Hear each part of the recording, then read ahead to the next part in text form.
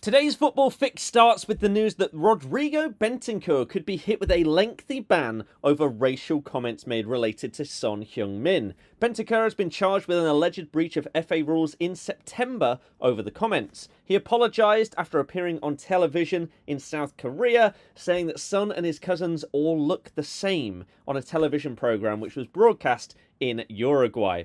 He said of the Spurs captain Sonny, or a cousin of Sonny, they all look the same. He has issued an apology to Son on social media, but is still looking to be hit with at least a 7-match ban. Another player set to be sidelined for very different reasons. Ansu Fati is injured again. A right hamstring injury this time during training on Wednesday morning, and is looking to be out for at least a month. Barcelona are going to be involved in a Legends Clasico happening in Japan on the 15th of December. Confirmed names so far are Xavi, Rivaldo, Mascherano, Roberto Carlos and Andres Iniesta.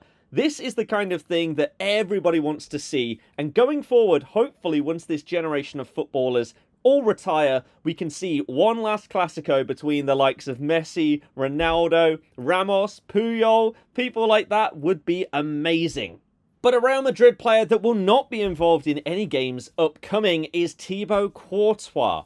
After Domenico Tedesco became the head coach, Courtois said he doesn't want to be considered for selection, and that is still the case. He did initially announce in August that he did not want to be available after being left out of their Euro 2024 squad, even after coming back from the injury that he had previously sustained. And now he has got a grudge with the head coach and does not want to be selected until he is out of the job.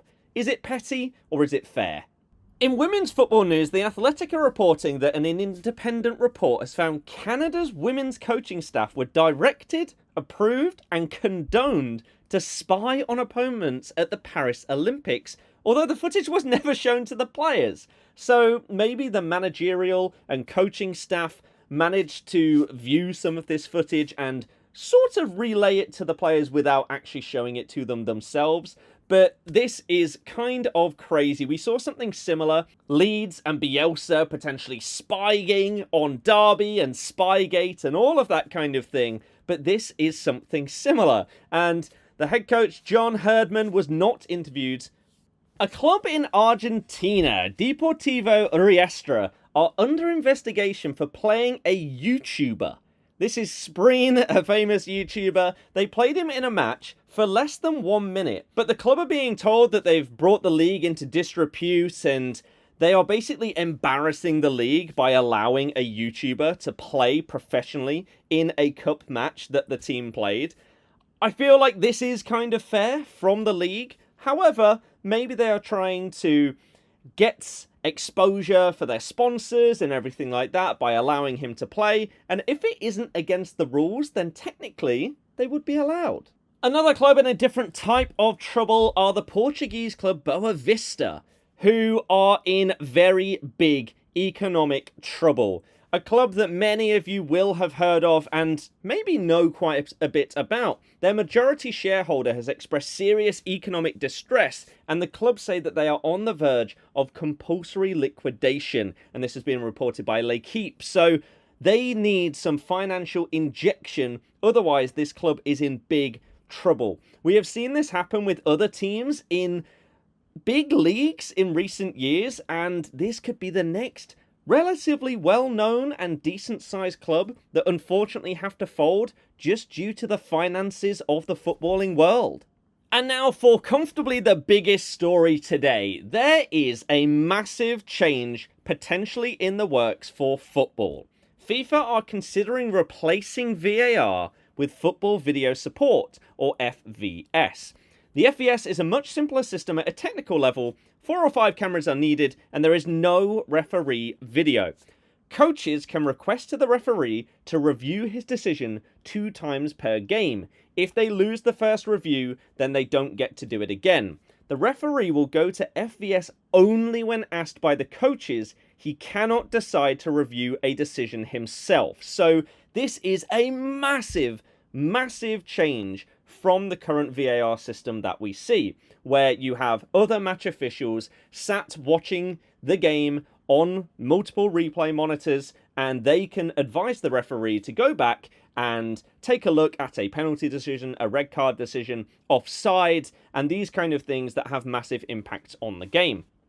This system would get rid of that completely and make it a challenge system similar to tennis, to cricket, and others alike.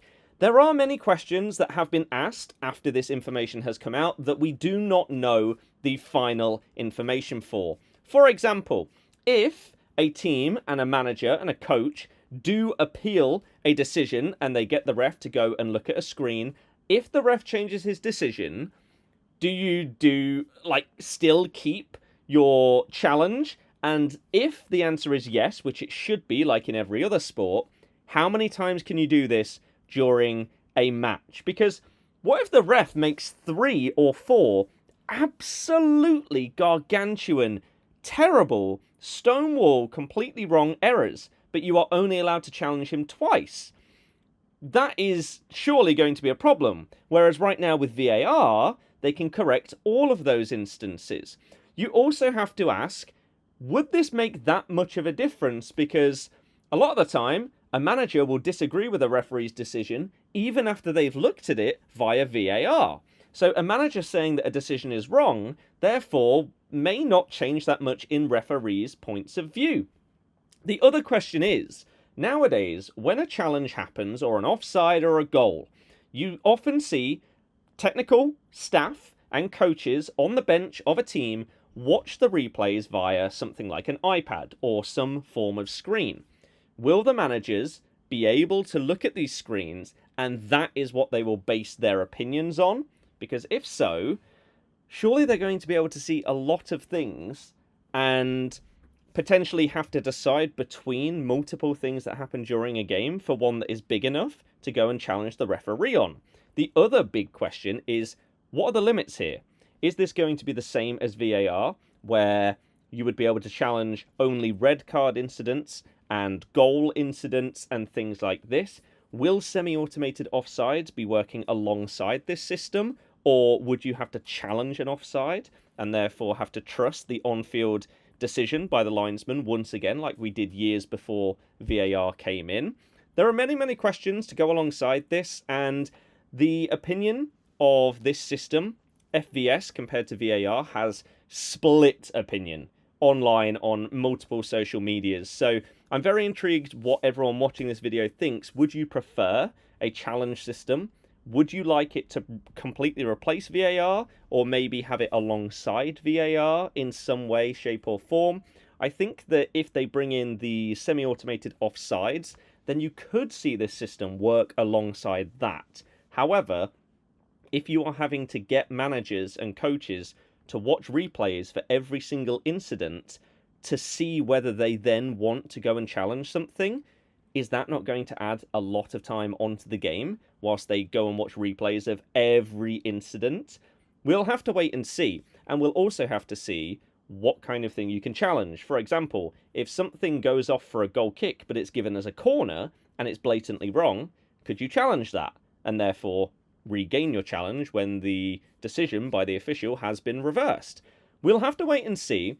We have heard of FIFA talking and testing out lots of things in recent years. For example, the blue card sin bin idea was one that seemed to come and go after testing it out. So maybe this is one that we will see in lesser leagues and they'll test it out, and if it does really well, then maybe you'll see it progress into the higher up ones, and if not, then maybe it will just be a flash in the pan and we'll go straight back to VAR. Let me know which of these you prefer in the comments. Cheers for watching.